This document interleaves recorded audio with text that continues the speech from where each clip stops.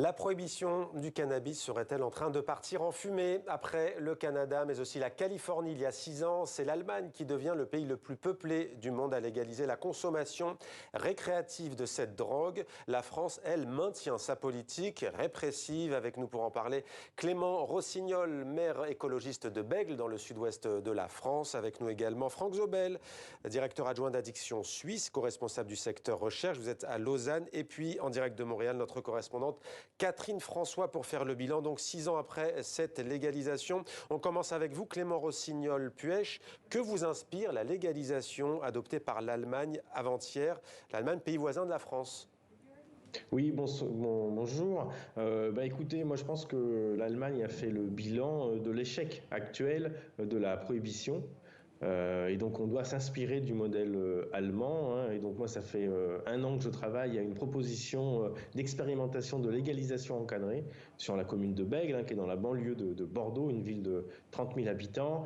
Et il y a quelques jours, en même temps que la légalisation allemande, eh bien la maire de Strasbourg, Jeanne Marcillian, a fait la demande également d'une légalisation sur la ville de Strasbourg, évidemment, puisqu'il y a simplement le pont de l'Europe, le fleuve à traverser pour aller d'Allemagne à la France par Strasbourg. Donc moi, c'est comme tous les maires en fait. Comme tous les maires de France, je constate que la prohibition, notre législation très répressive est un échec. La France est le premier consommateur de cannabis européen. Le Sud-Ouest est une région fortement consommatrice. Nous avons des trafics, dans grand nombre de communes, la majorité des communes. Et donc il y a 1 million de consommateurs quotidiens en France, 5 millions très réguliers. C'est devenu un fait social. Monsieur, madame, tout le monde peut consommer du cannabis. Les consommateurs, c'est vraiment le profil moyen français. C'est très vaste. Et on a un problème avec la jeunesse, évidemment, puisqu'il ne faut pas consommer du cannabis quand on est jeune, en dessous de 25 ans. C'est vraiment très, très déconseillé. Je ne fais pas l'apologie de la consommation. Mais par contre, pour encadrer la consommation, pour faire de la réduction des risques, pour réduire les trafics, eh bien, il faut encadrer cette consommation. Et c'est ce que je propose sur la ville de Bègles depuis 1 an. La semaine prochaine, le 10 avril, nous allons présenter aux habitants un rapport qui va présenter de manière précise les contours de cette expérimentation que pourrait se dérouler sur la commune de Bègles. Après, je demanderai au président de la République, M. Macron, un rendez-vous et le gouvernement pour pouvoir présenter ma démarche. Le droit à l'expérimentation des collectivités territoriales est un droit important. Alors justement, vous avez cité cette date du 10 avril, ça ne nous a pas échappé, vous allez nous en faire peut-être la primeur. On va voir comment se dessine cette expérimentation, comment vous l'imaginez. Mais d'abord, on va partir à Lausanne, en Suisse. Franck Zobel, avant de parler de la Confédération helvétique, est-ce que l'Allemagne prend un risque en termes de santé publique ou pas, en termes d'addiction, d'accoutumance à cette drogue dite douce en la légalisant ? Alors l'Allemagne fait juste un premier pas, c'est un peu un régime de tolérance, si vous voulez, par rapport au cannabis. Nous, ce qu'on observe jusqu'ici des pays et régions qui ont légalisé le cannabis, c'est que vous prenez certains risques, mais ces risques qui vont beaucoup dépendre de la manière dont vous régulez le cannabis. Je ne sais pas si la correspondante au Canada va en parler. On voit au Canada des modèles très différents, avec des modèles à but non lucratif, plutôt étatiques. On voit des modèles extrêmement libéraux. Et ce qu'on sait, c'est que plus vous avez un modèle libéral qui remplace la prohibition, et plus vous prenez des risques d'avoir des gros problèmes de santé publique par la suite. Donc il faut un encadrement. Alors, quelle est la situation en Suisse? Parlez-nous de la Suisse. Tiens, d'ailleurs, pays frontalier, là aussi, de l'Allemagne, avec d'ailleurs une communauté germanophone en Suisse. La Suisse, prochain pays à légaliser le cannabis?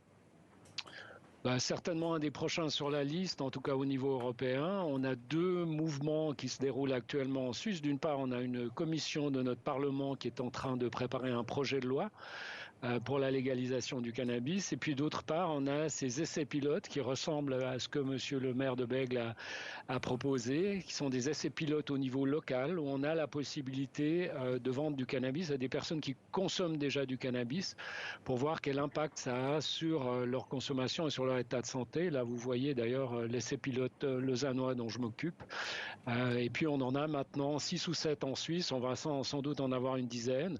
Ces essais pilotes peuvent durer jusqu'à 5 ans et nous permettront de comprendre quel est le meilleur modèle en matière de régulation du cannabis pour ce pays. Restez avec nous également. On va vous retrouver dans quelques instants. On va parler du Canada avec notre correspondante Catherine François. Mais d'abord, on va écouter Justin Trudeau. C'était il y a 6 ans, en 2018, en plein débat sur la légalisation du cannabis. Le Premier ministre canadien avait pris la parole au sein du Parlement fédéral d'Ottawa. Écoutez. Monsieur le Président, nous sommes fiers d'avoir adopté notre projet de loi afin de légaliser la marijuana et de la réglementer strictement et d'en restreindre l'accès. Cette mesure aidera à garder la marijuana hors de la portée des jeunes et à priver les criminels des profits qui en découlent. Et on va légaliser à partir du 17 octobre 2018. Catherine, vous êtes à Montréal. La marijuana, c'est comme ça qu'on l'appelle au Canada et notamment au Québec. Quel est le bilan 6 ans après ? Alors Mohamed, en fait, la catastrophe appréhendée et annoncée par plusieurs à la suite de cette légalisation, eh bien, somme toute, elle n'a pas eu lieu. Et on peut même parler d'un bilan relativement positif, plus de 5 ans après cette légalisation, et ce, sur de nombreux points. Tout d'abord, en 2023, donc plus de 5 ans après cette légalisation, plus de 70% du cannabis qui est consommé au Canada a été acheté dans les points de vente légaux, alors que c'était 22% en 2018, tout de suite après la légalisation. Autrement dit, les Canadiens ont tourné le dos au marché noir et vont acheter leur cannabis dans les points de vente, dans les magasins, les réseaux de distribution qui ont été mis en place un peu partout au pays et par les provinces canadiennes. Donc c'est presque 3 Canadiens sur 4 qui consomment, qui va acheter légalement. Par le fait même, le nombre d'infractions liées au cannabis a chuté drastiquement également depuis 5 ans. Et au niveau de la consommation, on a entendu Justin Trudeau le dire, l'idée c'était vraiment d'essayer de protéger au maximum les jeunes. Et donc la consommation chez les jeunes, chez les adolescents, eh bien, elle n'a pas augmenté. C'est sûr que c'est dans la catégorie d'âge de 18 à 24 ans que ça consomme le plus de cannabis au Canada, mais somme toute, c'est une consommation qui est restée relativement stable et en 2023, donc environ 25% des Canadiens disaient avoir consommé du cannabis, donc un Canadien sur 4, et c'est au Québec qu'on en consomme d'ailleurs le moins, versus les provinces de l'Ouest comme la Colombie-Britannique, en Ontario ou dans certaines provinces maritimes. Et on va voir, Catherine, comment ça se passe concrètement au Québec. Monsieur le maire, vous êtes à Bègle, vous l'avez dit, c'est transpartisan. Il y a cette vraie volonté en France d'ouvrir un débat national qui n'existe pas ou quasiment pas. On a par exemple aussi le maire de Reims, Horizon, Arnaud Robinet, qui lui appelle à un débat gauche, droite, on le dit, c'est transpartisan. Alors cette expérimentation, vous, comment vous la souhaitez, comment vous la concevez? Est-ce que vous pouvez nous en donner au moins ce soir le grand axe? Oui, bien sûr, oui, vous avez raison de dire que c'est transpartisan. Il y a des élus de tous bords qui souhaitent ouvrir ce débat, des élus locaux et également des parlementaires. Il y a de nombreux rapports nationaux également qui concluent à la légalisation encadrée du cannabis, comme le Conseil économique et social et environnemental ou l'Assemblée nationale. Alors sur Bègle, comment on voit les choses, comment on imagine les choses? Alors on a construit cette demande d'expérimentation avec un grand nombre d'experts nationaux et locaux sur le sujet de l'addiction, des médecins, des sociologues, etc., des psychologues, des économistes, mais également des acteurs de terrain, et puis également des habitants béglais tirés au sort ou volontaires pour penser et réfléchir avec nous pendant une année. Alors, en fait, on viendrait solliciter une centaine de volontaires, habitants de la commune, donc réservés aux habitants de la commune, qui pendant 2 ans, renouvelables 2 ans, pourraient acheter légalement du cannabis dans un lieu dédié, un cannabis qui serait produit localement. Et ce cannabis, eh bien, il y aurait différents types de dosages, avec très peu dosé, voilà, jusqu'à un cannabis qui est fortement dosé, tel que l'on peut trouver dans le cadre du marché noir. Il serait à la vente, un peu inférieur au prix du marché noir, et ces personnes-là pourraient consommer sur place avec une technique dite de vaporisation qui comporte le moins de risques, ou alors eh bien, pourraient consommer à domicile. Et il y aurait évidemment, comme en Allemagne, eh bien, un grammage maximum autorisé à l'achat par semaine et par mois en fonction de leur consommation. Ils s'engageraient également à ne pas acheter à l'extérieur de ce dispositif et de ne pas le revendre, ne pas le donner. C'est pour leur consommation personnelle et également ne pas conduire. Voilà, la conduite est interdite. On mettra en place des tests, évidemment, pour se tester et un accompagnement a autorisé un accompagnement durant cette expérimentation par une équipe pluridisciplinaire qui viendrait voir comment évolue la consommation de cette centaine de Béglaises et de Béglais de tout âge, majeur, déjà consommateurs, et puis de tous les quartiers, de toutes les catégories familiales et socio-professionnelles. Et vous avez notamment, Monsieur le maire, suivi les conseils justement, pardonnez-moi, de Franck Zobel, qui est avec nous ce soir, qui est membre du comité scientifique, en vue de cette expérimentation. On ne l'a pas encore dit, mais la France, plus gros consommateur de cannabis en Europe, alors qu'il y a cette politique répressive. Est-ce qu'il y a un lien, Franck Zobel, oui ou non, de causalité entre la manière dont on gère légalement cette substance, cette plante, sa consommation, et le nombre de consommateurs ?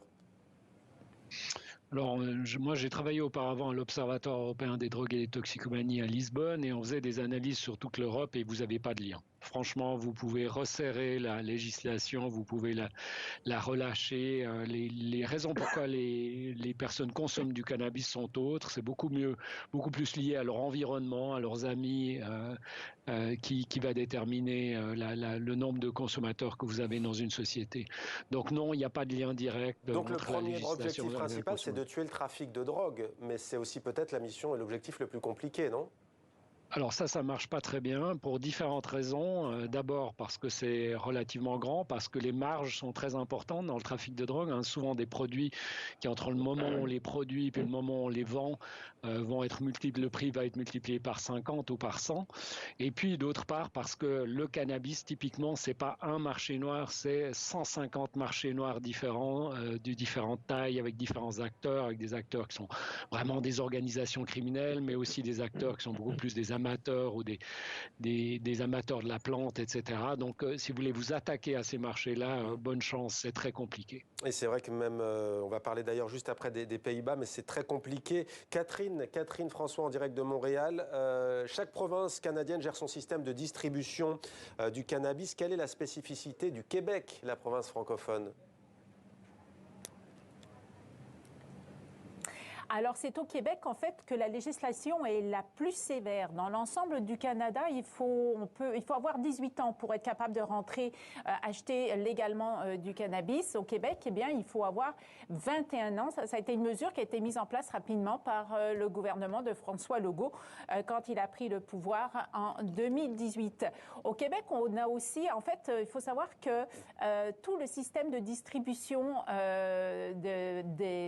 du cannabis, donc les magasins de la SQDC, la Société québécoise du cannabis, eh bien, c'est géré par le ministère de la Santé et des Services sociaux. Donc, on n'a pas du tout une approche mercantile ou commerciale. Et d'ailleurs, les profits qui sont tirés de la vente du cannabis, eh bien, sont réinvestis dans des programmes de prévention et de recherche sur le cannabis. Donc, c'est un peu la spécificité du Québec. Et pour conclure, donc, en ce qui concerne l'expérience au Canada, on peut dire donc effectivement un bilan qui est quand même globalement positif. Ce n'est plus ici un enjeu social, la question de la légalisation du cannabis. Et je ne crois pas que même si on change de gouvernement, que ce soit au Québec ou au Canada, je ne crois pas qu'on reviendra en arrière. Voilà donc qui est dit, Catherine. Alors si je résume, Franck Zobel, on a la France qui pour l'instant ne bouge pas, même si les élus locaux tentent de faire bouger les lignes. On a le Canada qui a légalisé il y a 6 ans et ça se passe plutôt bien, même si ce n'est pas révolutionnaire. Et au milieu, il y a vous, la Suisse. Effectivement, nous sommes en train d'expérimenter différents modèles pour voir. Moi, le modèle qu'on essaye de faire ici à Lausanne, c'est le modèle du Québec qu'on essaye d'imiter. Donc, on est en train de se préparer à légaliser ici en Suisse. Seuls les produits cannabiniques contenant moins de 1% de THC, tétrahydrocannabinol, sont autorisés aujourd'hui. Ça irait à combien ? Nous, les produits en Suisse, dans le cadre des essais pilotes, on peut vendre des produits jusqu'à 20% de THC.